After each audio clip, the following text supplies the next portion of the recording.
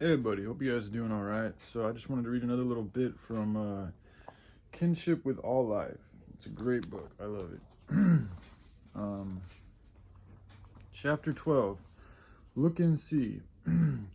Driving down the coast of Southern California on a particularly lovely summer morning, when everything everywhere was proclaiming the wisdom, friendliness, and glory of the creator of it all, Professor Strongheart and I at last found what we were looking for, our kind of beach. It had plenty of hard sand and was deserted by everything except seabirds. We had to have it that way. My four-legged private instructor was too valuable an entertainment investment to have to risk having encounters with other dogs or with certain kinds of humans that he seemed to feel were not nice people to have around, even on a pleasant summer day. Unpacking our lunch, a blanket, some books, and a few other things, we established school headquarters on top of a sand hill from which there was an unrestricted view in all directions.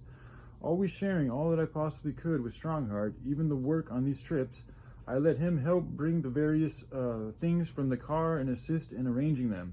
This he did with great skill, considering his lack of hands. When everything was in place, and I was sitting cross-legged in the middle of the blanket, I gave him the formal nod for which he had been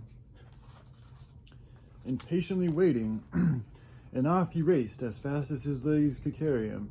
At that moment, school began for me. With distance in his eyes, his energy full on, hard sand under his feet, and an ocean to dash into whenever he felt the urge, and no one to boss him, Strongheart was a magnificent object to watch. Much more so at such times, indeed, than in his films. Great as these films were, in making motion pictures, he always had to operate within certain restricted and carefully regulated patterns in order to blend his action with those of the human actors, and thus harmonize the flow of the story. But on a deserted beach, with no one to interfere with his mental and physical action, he provided super thrilling entertainment every second. Part of the time he performed on the beach, part of the time in the ocean, and the rest of the time he relaxed and planned what to do next. I never tired of being student audience for him during these beach sessions. His zest for living, his vitality, his powerful and almost cat-like agility, his enthusiasm, his sense of wonder and appreciation, his complete interest in the immediate things he was doing, all these were delightfully educational and entertaining. He had a tremendous ability to extract fun, happiness, and satisfaction out of each moment, and he never permitted life to become uninteresting, either for himself or for those around him. Watching him that day as his student observer, with the Pacific Ocean giving him just the kind of background he needed, I could not recall when I had seen more majestic composition, or more perfect coordination in action. It was as if a poem had assumed the form of a dog in order to express its meaning and rhythm, what could not possibly be in written or spoken words. All that Strongheart was exhibiting in physical form and in action out there on the beach was simply the expression of his splendid character, the radiation and endless living combinations of his truly great inner qualities, the very qualities I had been finding in him day by day with the help of my book of synonyms and dictionary. Then I knew that what I was actually being privileged to watch was not a dog expressing great qualities, but rather great qualities expressing a dog. He was radiating them from deep within himself, flinging them out as freely and as lavishly as the sun does its rays. He was not trying in the least to achieve this effect. He was just letting it happen. Finally, somewhat weary with his strenuous rompings, Strongheart came to where I was sitting and flung himself down. He did not shut his eyes as he usually did when relaxing in this manner.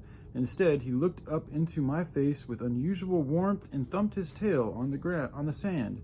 He seemed to have something on his mind that he very much wanted me to know. He was doing his best to share with me, but I could not get it, not even in a general sort of way. Softly the scene slid into a brilliant starlight night filled with fragrance of the sea and land.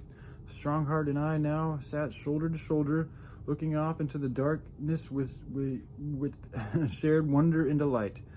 I quit trying to discover what my four-legged companion had on his mind, and he and I relaxed and became just part of the night. Along with the seabirds, the stars, the ocean, and the sand, Then I had another of those revealing experiences that were becoming more and more frequent in my relationship adventure with Strongheart. Without the least conscious effort on my part, I would suddenly come into possession of important facts that I'd never known before.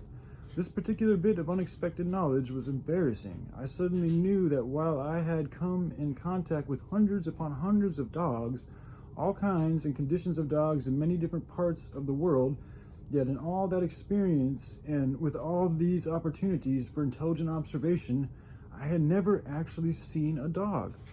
I had merely looked at dogs without being able really to see one of them.